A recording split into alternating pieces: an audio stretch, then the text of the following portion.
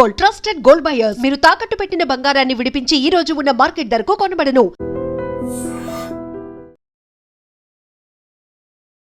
Hello views, welcome to iDream media. మన భారతదేశం సంస్కృతి సాంప్రదాయాలకు పుట్టినిల్లు. అందులో భాగంగానే భారతదేశంలో జరిగే ప్రతి పండుగ కూడా ఒక్కొక్క ఏరియాలో ఒక్కొక్క రకమైన విశిష్టత ఉంటుంది. పార్వతీపురం మన్యం జిల్లా కురుపాం నియోజకవర్గంలో కందికొత్తల పండగ వేడుకలన్నీ కూడా ఆ సంబరాలు అంబరాన్ని అంటున్నాయి. సో కందికొత్తల పండగ అంటే ఏంటి అంటే, వనదేవతకి అదేవిధంగా ప్రకృతికి భూదేవతకి ప్రత్యేక ప్రార్థన చేస్తూ గిరిజనులు పండించుకున్న పంటని నైవేద్యంగా ప్రసాదంగా సమర్పించుకోవడం కందికొత్తల పండగ. ఈ కందికొత్తల పండగ గురించి ముందు 2-3 నెలల ముందే ప్లాన్ చేసుకొని దగ్గర బంధువులకి చుట్టాలకి అందరికీ కూడా చెప్పుకొని ఆడబిడ్డల్ని ఇంటికి పిలిచి వారికి భోజనాలు పెడుతూ సంబరంగా చేసుకుంటారు. సో ఈ సంబరంలో హాజరవ్వడానికి సుదూర ప్రాంతాలను కూడా వస్తుంటారు.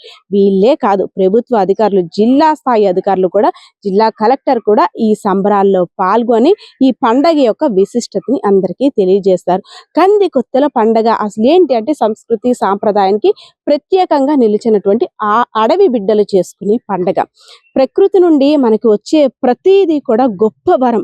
అలాంటిది ప్రకృతి వనతల్లికి ఇద్దరికి కూడా దైవంగా భావించి వారి ఇచ్చే ప్రసాదాన్ని స్వీకరిస్తున్నాం కాబట్టి మనం పండించుకున్న పంటని వారికి నైవేద్యంగా సమర్పిస్తే రానున్న భవిష్యత్తులో పంటలు సమృద్ధిగా పండుతాయి, మన జీవితాలన్నీ కూడా చక్కగా వెలుగు నింపుతాయి అనేసి సంకల్పంతో కందికొత్తల పండగ చేస్తారు. సో ఈ పండగలో చిన్న పెద్ద ముసలి ముతుక తేడా లేకుండా వేషధారంతో, డప్పులతో, వాయిద్యాలతో వనదేవతకి పూజించడానికి వెళ్తుంటారు. సో ఇలాంటి సంస్కృతి సాంప్రదాయాలు చూసిన తర్వాత అబ్బా, అడవి బిడ్డల్లో మనసులో కల్మషం అనేదే ఉండదు. కనీసం అంటే వారికి ఎటువంటి సహాయాన్ని అందించాలన్నా సరే ప్రకృతి ముందుకు వస్తుంది అనడానికి ఉదాహరణ ఈ కందికొత్తల పండుగ.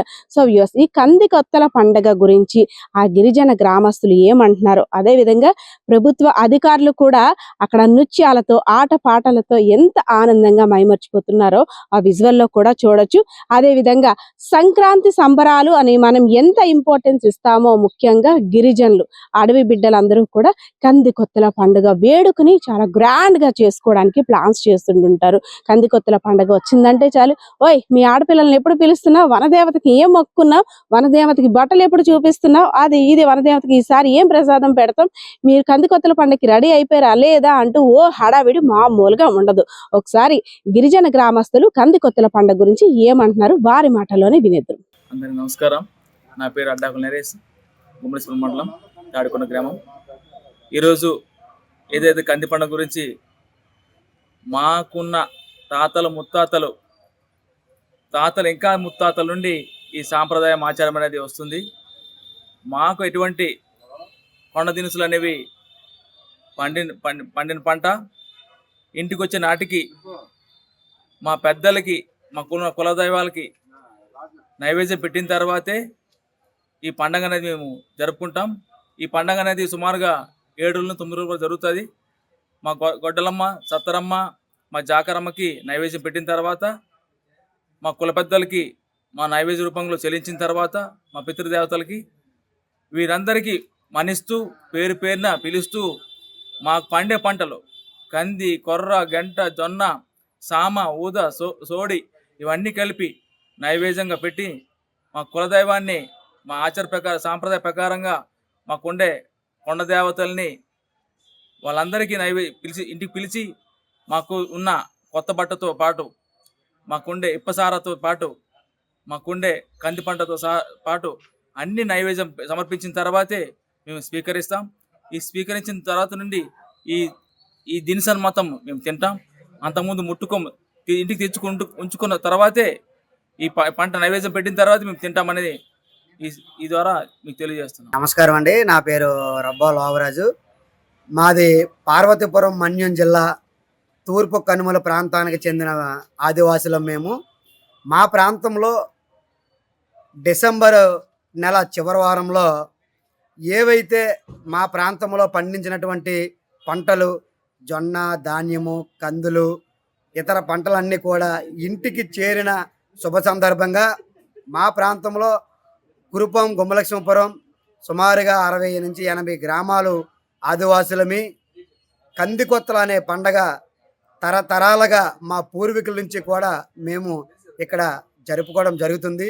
ముందుగా ఇరిడి గ్రామంలో కప్పరమ్మ తల్లికి పూజలతో మొదలుపెట్టి ఈ డిసెంబర్ చివరి మాసం మొత్తం కూడా ప్రతి గ్రామాన్ని కూడా అత్యంత వైభవంగా చిన్నలు, పెద్దలు, ఆడ, మగ అందరము కూడా ఈ వారం 2 వారాలు కూడా ఈ పండగ జరుపుకోవడం జరుగుతుంది.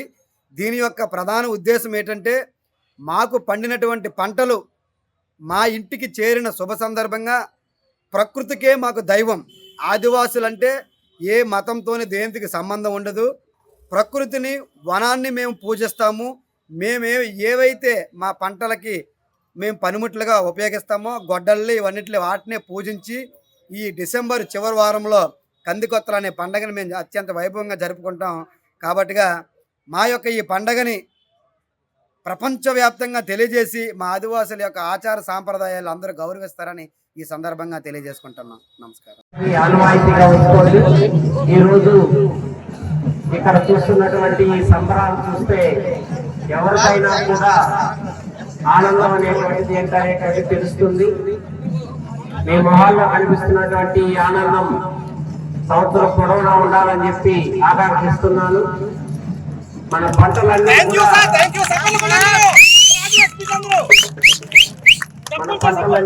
వచ్చి కందికొత్తలు అయ్యే వరకు దాన్ని ముట్టుకోకుండా వచ్చినటువంటి పంటని ఈ రోజు సంబరాలతోటి మనము, మన బంధువులు అందరికీ కూడా వండిపెట్టి ఒక అద్భుతమైనటువంటి ఆచారాన్ని మనం ఇప్పటికీ కొనసాగిస్తుండడం అనేటువంటిది చాలా సంతోషించాల్సినటువంటి ఒక గొప్ప సంప్రదాయం. ఆదివాసీలు తమ వారసత్వాన్ని కొనసాగిస్తూ ఈరోజు మనం ఎంత అద్భుతంగా ఇక్కడ కార్యక్రమాన్ని జరుపుకోవడం అనేటువంటిది చాలా సంతోషంగా ఉంది. మరొకసారి మీకు అందరికీ కూడా అభినందనలు, శుభాకాంక్షలు తెలియజేస్తున్నాను. నిజంగా ప్రస్తుతం ఉన్నటువంటి సమాజం దేనికి ప్రయారిటీ ఇస్తుంది? ఆర్థిక సంబంధాల చుట్టూ మాత్రమే తిరుగుతుంది. మళ్ళీ ఎన్నికలంగానే చాలా విరక్తి కలుగుతాం. మంచి అనిపిస్తుంది కదా, లేడీస్ కూడా ఛాలెంజింగ్ జాబ్స్ చేసినప్పుడు చాలా బాగుంటది. ట్రాఫిక్ అసిస్టెంట్స్ గా నియమించిన ట్రాన్స్జెండర్స్ అందరితో సాల్యూట్ చేయించుకుంటున్నారు. ఫుడ్ డెలివరీ ఇవ్వటానికి వెళ్ళినటువంటి డెలివరీ బాయ్ అనిల్ పై కళ్ళ ముందు పెళ్ళండి